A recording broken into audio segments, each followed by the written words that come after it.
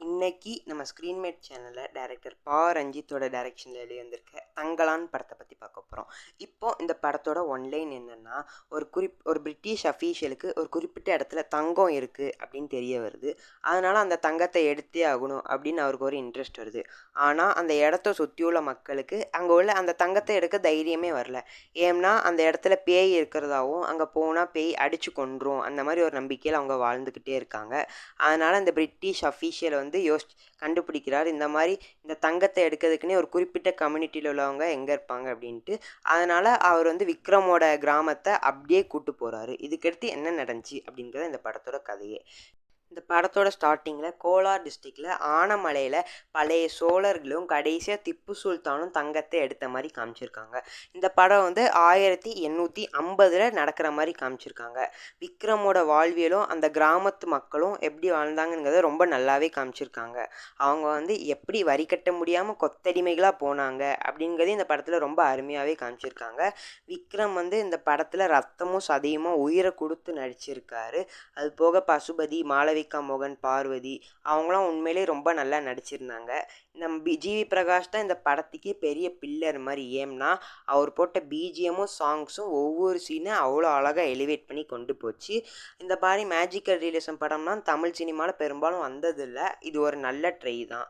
ஆனால் எந்த கேரக்டரும் பெரும்பாலும் நம்ம கூட கனெக்டே ஆகலை.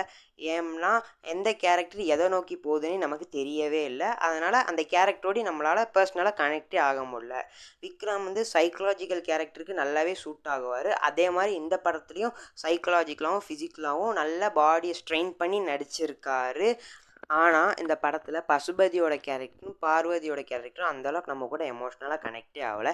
ஏம்னா ஸ்க்ரீன் பிளே கொஞ்சம் வீக்காக இருந்ததுனால. படத்தோட ஸ்டார்டிங்கில் விக்ரம் அவங்களோட பசங்களுக்கு ஒரு கதை சொல்லுவாங்க. அந்த கதையில் என்ன நடக்குதோ அதுதான் அப்படியே செகண்ட் ஹாஃபில் நடக்கும். அதனால் நமக்கு அடுத்தடுத்து என்ன நடக்கும்னு தெரிஞ்சதுனால படத்தை அந்தளவுக்கு எங்கேஜிங்காக பார்க்க முடியலை. படத்தில் ரெண்டு சீன்ஸில் அவங்க பேசுகிற டைலாக்ஸும் அந்த ஸ்லாங்ஸும் அங்கங்கே நமக்கு சப்டைட்டிலே இல்லாமல் பெரும்பாலும் புரியவே இல்லை. அது போக இந்த படத்தில் நாகா ட்ரைப்ஸ் அப்படிங்கிற ஒரு ட்ரைபல் குரூப்பையும் காமிச்சிருக்காங்க. அவங்க தான் இந்த தங்கத்தையே ப்ரொடெக்ட் பண்ணுற மாதிரி காமிச்சிருக்காங்க. அந்த குரூப்பில் உள்ளவங்க தான் மாளவிகா மோகனுமே.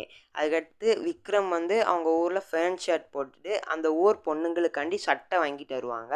அந்த சட்டையை மொத போட்டவங்க என்ன ஃபீல்டில் இருந்திருப்பாங்களோ அந்த ஃபீல்டில் இவங்க அந்தளவுக்கு ரொம்ப தத்ரூபமாக நடிச்சிருந்தாங்க. அது பார்க்க உண்மையிலே அவ்வளோ அற்புதமாக இருந்துச்சு.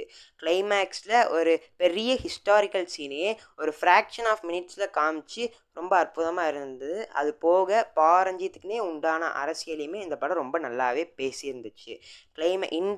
இந்தி டுவர்ட்ஸ் தி எண்டில் ஒரு நல்ல மாஸ் பிஜிஎம் போட்டு எலிவேட் பண்ணி படத்தை முடிச்சிருந்தாங்க. ஆனால் அது அவங்களுக்கு உண்மையிலே கிடைச்ச வெற்றியா அப்படின்னே சொல்லலை. அதனால் படத்தை ஒரு நல்ல ஹோல்டோடி நம்மளால் பார்க்கவே முடியலை. கிளைமேக்ஸ் மட்டும். மொத்தமாக இந்த படம் எப்படி இருக்குது அப்படின்னு கேட்டிங்கன்னா, ஒரு ஹிஸ்டாரிக்கல் ஃபிக்ஷனல் மேஜிக்கல் ரியலிசமாக அதர் லாங்குவேஜஸில் ரிலீஸ் ஆயிருந்துச்சுன்னா நம்மளோட ஆதரவை நம்ம கண்டிப்பாக தெரிவிச்சிருப்போம். அதே மாதிரி இப்போ ஒரு படம் தமிழில் ரிலீஸ் ஆகிருக்கு. நம்மளோட ஆதரவை இந்த படத்துக்கு நம்ம தெரிவித்தாதான் இதே ஜானரில் பெட்டர் டைப் ஆஃப் வேர்ஷன்ஸோட ஃபிலிம்ஸ் நமக்கு கிடைக்கும். இப்போது இந்த படம் தியேட்டர்ஸில் ஓடிக்கிட்டு இருக்கு. போய் பாருங்கள். தேங்க்யூ.